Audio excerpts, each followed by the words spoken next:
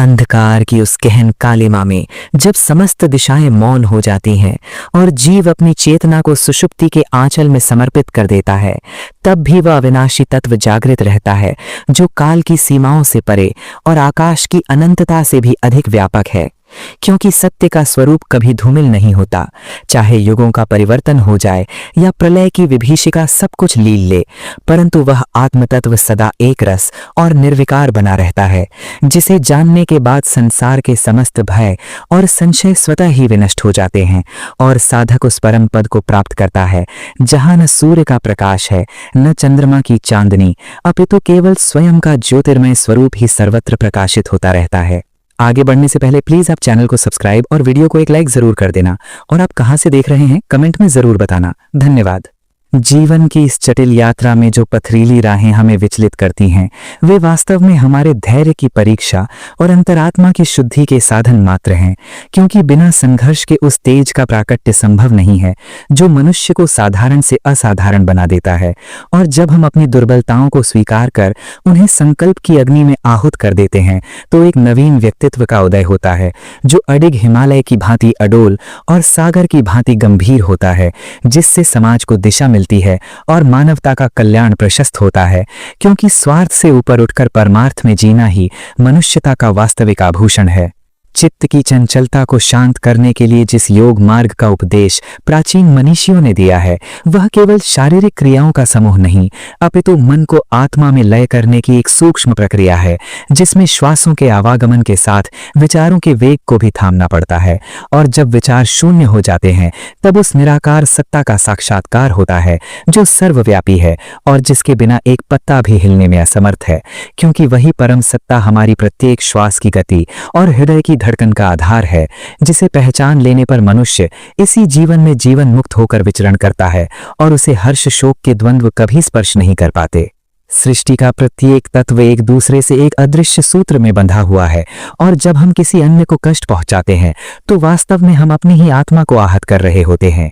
क्योंकि अलगाव केवल भ्रम है और एकता ही परम सत्य है, जिसे वेदांत के ऋषियों ने अहम ब्रह्मास्मि के महावाक्य से उद्घोषित किया है। और जब यह बोध प्रत्यक्ष अनुभव में उतरता है तो शत्रुता का भाव समूल नष्ट हो जाता है और हृदय में केवल उस करुणा का प्रवाह होता है जो बुद्ध और महावीर के संदेशों का सार है, जिससे यह धरा स्वर्ग के समान सुंदर और शांतिपूर्ण बन सकती है यदि हम केवल प्रेम को ही अपना धर्म मान लें। ज्ञान की पिपासा जब तीव्र होती है, तब संसार के समस्त भोग नीरस और अर्थहीन प्रतीत होने लगते हैं, क्योंकि इंद्रियों का सुख क्षणिक है और वह अंततः दुख और व्याधि का ही कारण बनता है। परंतु ज्ञान का अमृत पान करने वाला साधक कभी तृप्त नहीं होता और उसकी जिज्ञासा उसे उस सत्य की गहराई तक ले जाती है जहां जिज्ञासा का अंत और साक्षात्कार का प्रारंभ होता है, जिससे बुद्धि प्रज्ञा में परिवर्तित हो जाती है और मनुष्य अज्ञान के मायाजाल को छिन्न भिन्न कर देता है जो उसे जन्म मृत्यु के चक्र में बार बार ढकेलता रहता है। और यही वह स्थिति है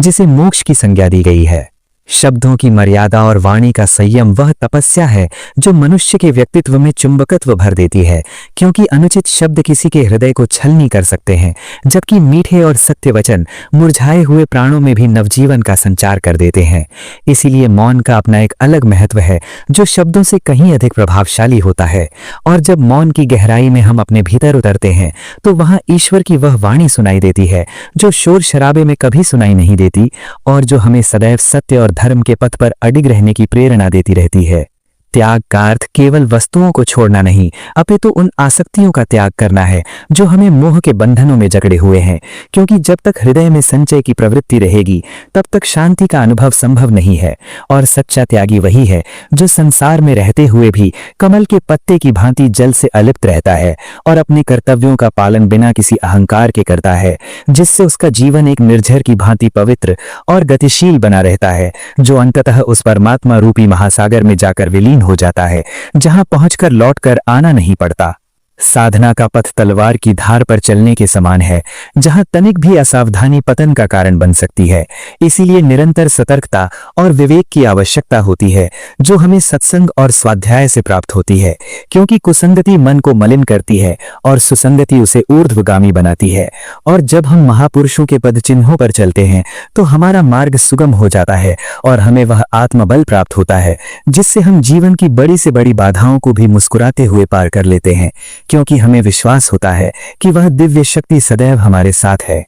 करुणा और सेवा का भाव जब पराकाष्ठा पर पहुंचता है, तब मनुष्य स्वयं को भूलकर दूसरों के दुख को अपना समझने लगता है, और यही वह क्षण है जब मानवता साक्षात ईश्वरत्व में परिवर्तित हो जाती है, क्योंकि पीड़ित की सेवा ही सच्ची पूजा है और दीन दुखियों के आंसू पोंछना ही सबसे बड़ा पुण्य है, जिसमें किसी मंदिर या मस्जिद जाने की आवश्यकता नहीं रह जाती, क्योंकि ईश्वर का सबसे बड़ा देवालय मनुष्य का शुद्ध और दयालु हृदय ही है, जिसमें प्रेम की ज्योति निरंतर प्रज्वलित रहती है और जो समस्त संसार को प्रकाशमान करती है। इस नश्वर संसार का अंतिम सत्य यही है कि जो आया है उसे जाना ही होगा, परंतु जो अपना जीवन सत्य और न्याय के लिए समर्पित कर देते हैं, वे शरीर त्यागने के बाद भी लोगों की स्मृतियों में अमर रहते हैं और उनका जीवन आने वाली पीढ़ियों के लिए एक मशाल बन जाता है, जो उन्हें अंधकार में राह दिखाता है। इसीलिए हमें अपने वर्तमान क्षणों को व्यर्थ की चिंताओं में नष्ट न कर उन्हें सद्कार्यों में लगाना चाहिए, ताकि जब हमारा इस लोक से विदा होने का समय आए तो हमारे मन में कोई पछतावा न हो